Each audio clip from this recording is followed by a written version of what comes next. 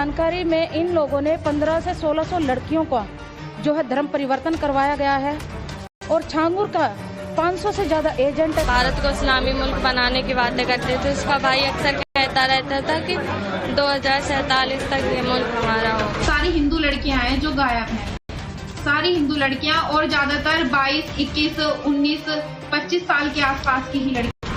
और इसमें सिर्फ ये अकेले नहीं हैं, ये लोग बहुत बड़े पैमाने पे चल रहा है। इसमें छोटे बड़े मदरसे हैं, NGOs भी हैं। 5 जुलाई यानी बीते तकरीबन 2 महीने से सलाखों में कैद अवैध धर्मांतरण के मास्टरमाइंड छांगुर उर्फ जलालुद्दीन की उल्टी गिनती शुरू हो चुकी है। योगी ने ऐसी चक्री चलाई है कि सलाखों के पीछे छांगुर का पूरा सिस्टम हिल गया है। छांगुर के गुनाहों के हिसाब का वक्त आ गया है।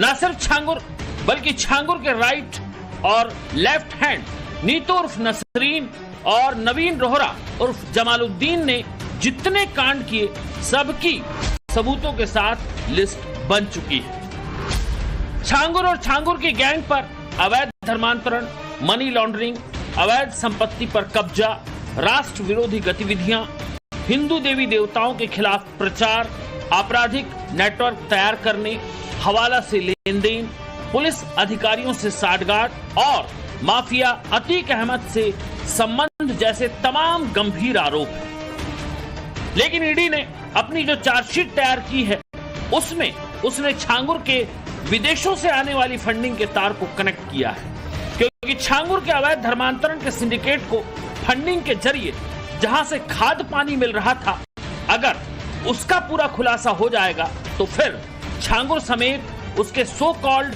विदेशी आकाओं के पूरे नेटवर्क को तोड़ने और उनके मंसूबों को समझने में जांच एजेंसियों को मदद मिलेगी।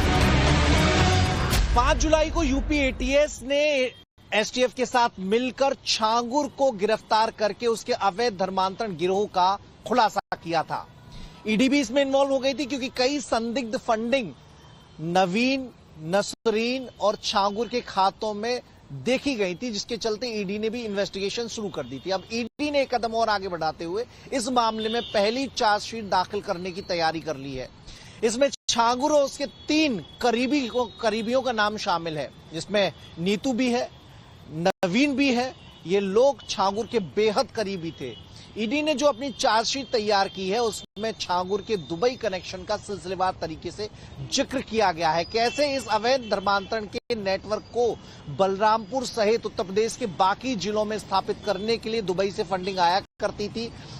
करीब 40 खाते ऐसे संदिग्ध हैं जिनके जरिए इस लेन देन का खुलासा ईडी ने किया है और चार्जशीट में सिलसिलेवार तरीके से इसका जिक्र किया गया है।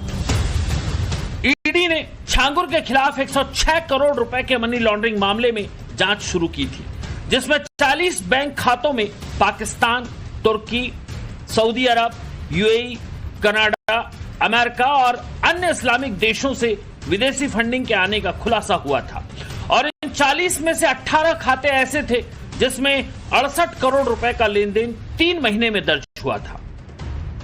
ईडी की जांच में यह बात भी सामने आ चुकी थी कि विदेशी फंडिंग की इस साजिश में नवीन रोहरा उर्फ जमालुद्दीन की दुबई की कंपनी यूनाइटेड मरीन के बैंक खातों का इस्तेमाल हुआ।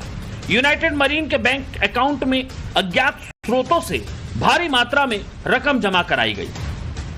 बाद में इस अकाउंट से करोड़ों रुपए नवीन रोहरा के एनआरआई और एनआरओ बैंक खातों में ट्रांसफर किया गया। उसके बाद इस रकम को दुबई से भारत के खातों में ट्रांसफर किया गया। इसके अलावा ईडी को 300 करोड़ की फंडिंग का नेपाल कनेक्शन भी मिला। यह मोटी रकम नेपाल के जरिए हुंडी से भेजी गई। इस विदेशी फंडिंग के लिए छांगुर सिंडिकेट ने काठमांडू, नवलपरासी, रूपंदेही और बांके जैसे नेपाल के सीमावर्ती जिलों में 100 से ज्यादा बैंक खाते खोले और फिर इन खातों में मिडिल ईस्ट के देशों से पैसों की बरसात हुई। हैरानी इस बात की थी कि इस विदेशी फंडिंग को नेपाल के एजेंट 4 से 5% कमीशन पर छांगुर तक पहुंचाते थे। मतलब छांगुर ने धर्मांतरण की आड़ में बेशुमार काली कमाई का जाल फैला रखा था और उस काली कमाई के तारों को ईडी ने अपनी चार्जशीट में अब जोड़ लिया है। देखिए, अभी तक तो इन्वेस्टिगेशन उनकी पेंडिंग है, लेकिन अगर ये है कि मनी ट्रेल, अगर मनी लॉन्ड्रिंग अगर इस्टेब्लिश होती है तो पीएमएलए में ही मैक्सिमम पनिशमेंट जो है वो 7 ईयर्स की पनिशमेंट है। और ये सारे इन्वेस्टिगेशन जो अकाउंट की फंडिंग है और ये सारी वो अंडर इन्वेस्टिगेशन है। तो जब तक ये कंप्लेंट नहीं आ जाती तब तक इसके बारे में हम कुछ नहीं कह सकते। लेकिन अगर रही बात ये कि पनिशमेंट की, तो मैक्सिमम पनिशमेंट 7 ईयर्स इसमें। अदालत में अगर विदेशी फंडिंग का ये जाल साबित हो जाता है तो छांगुर को 7 साल तक की सजा हो सकती है। लेकिन छांगुर के गुनाहों की फहरिस्त लंबी है। विदेशी फंडिंग से जुड़े तार छांगुर के जाल का महज एक सिरा है, क्योंकि इसी विदेशी पैसे का इस्तेमाल कर छांगुर ने अवैध धर्मांतरण कराया। इसी पैसे का इस्तेमाल कर आतंक और अपराध का नेटवर्क खड़ा किया, अवैध संपत्ति खड़ी की। जांच एजेंसी के सूत्रों की माने तो छांगुर के पास लगभग 100 से 120 करोड़ रुपए की संपत्ति बताई गई है, जिसमें लग्जरी बंगले, शोरूम, महंगी गाड़ियां और जमीनें शामिल हैं। प्रवर्तन निदेशालय यानी ईडी ने 40 करोड़ रुपए की संपत्ति के दस्तावेज जब्त किए हैं और 120 करोड़ रुपए की संपत्ति जब्त करने की तैयारी में है। बलरामपुर, लखनऊ और मुंबई में तकरीबन 14 से 15 ठिकानों पर छापेमारी में संपत्ति के दस्तावेज, फर्जी रजिस्ट्री और विदेशी मुद्रा के सबूत जांच एजेंसियों को मिले हैं। अभी एक सप्ताह पहले ही ईडी ने 13 अचल संपत्तियों को अटैच किया। ये तस्वीरें देखिए।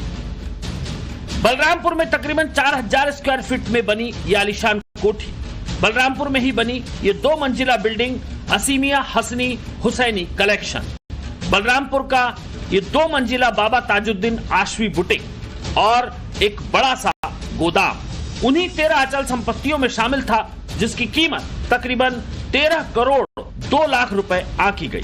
ये संपत्तियां बलरामपुर में नीतू नवीन रोहरा के नाम पर थी, जो छांगुर सिंडिकेट की राइट हैंड है।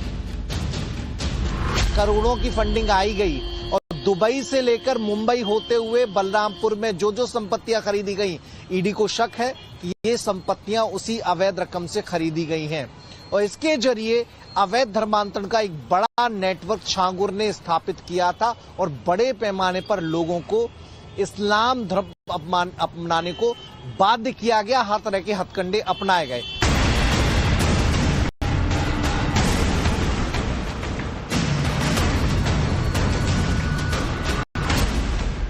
यही वजह थी कि छांगुर ने देश के 10 राज्यों के 579 जिलों तक अपना नेटवर्क फैला रखा था।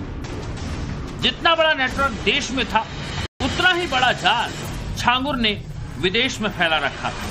विदेशी फंडिंग से आने वाली कमाई का पूरा लेखा जोखा नीतू और नवीन के पास होता था। इसी फंडिंग के दम पर छांगुर ने अपने सिंडिकेट को बहुत बड़ा कर लिया था। छांगुर का नेटवर्क मुंबई से लेकर दुबई और पाकिस्तान से लेकर बांग्लादेश समेत तुर्की, सऊदी अरब, कनाडा, अमेरिका, यूएई और कतर तक फैला था। इसके अलावा छांगुर के नेपाल की राजधानी काठमांडू में पाकिस्तानी दूतावास में आईएसआई एजेंटों के साथ गुप्त बैठक की जानकारी भी सामने आई। हिंदुस्तान में कई स्लीपर सेल को खाद पानी देने का काम भी छांगुर का सिंडिकेट कर रहा था। छांगुर गैंग के सदस्यों ने 40 से अधिक बार इस्लामिक देशों की यात्राएं की थी। इन यात्राओं के तार भी विदेशी फंडिंग से जुड़े हुए थे। छांगुर का जाकिर नाइक, सिमी और पीएफआई जैसे संगठनों से संबंध था और इन संगठनों से छांगुर को फंडिंग हो रही थी। और ये सारी फंडिंग इसीलिए हो रही थी क्योंकि छांगुर और उसका गैंग भारत में गजवाए हिंद के नापाक सपने को साकार करे और मुस्लिम राष्ट्र बनाने के लिए काम करे। हिंदुस्तान में धर्मांतरित करके कई हिंदू लड़कियों को छांगुर की गैंग ने सऊदी तक पहुंचा दिया। मेरठ का बदर सिद्दीकी छांगुर का ऐसा ही गुर्गा था, जिस पर नौकरी के बहाने शेखों को हिंदुस्तान की कई हिंदू बेटियों को बेच देने के आरोप लगे। विदेशों से मिली इसी बेशुमार दौलत के दम पर छांगुर बलरामपुर का बेताज बादशाह बना। लेकिन अब सारी बादशाहत मिट्टी में मिलने वाली है, कुछ मिल भी चुकी है। योगी के बुलडोजरों ने उसकी पिक्चर सिंडिकेट के सामने आते ही दिखा दी थी, लेकिन छांगुर की जड़ों पर तेजाब डालने का काम अभी जारी है। जांच एजेंसियों ने छांगुर, नीतू और नवीन के खिलाफ ऐसी चार्जशीट तैयार की है कि छांगुर समेत पूरा गैंग दिन में तारे देख रहा है और इस गैंग को सपने में सिर्फ योगी नजर आ रहे हैं। मनीष यादव के साथ ब्यूरो रिपोर्ट, टाइम्स नाउ, नव भारत।